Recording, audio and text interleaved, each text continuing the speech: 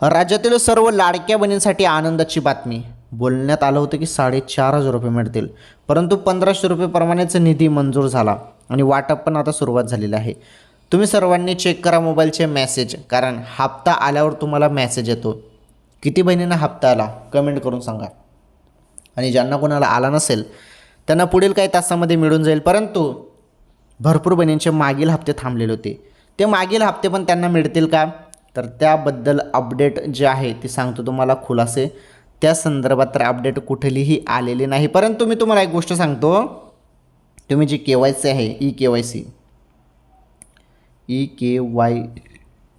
C ती दुरुस्ती करून घ्या, कारण तुम्ही पर्याय चुकीचे गेलेला असेल त्यामुळे तुमचा हप्ता थांबवलेला आहे.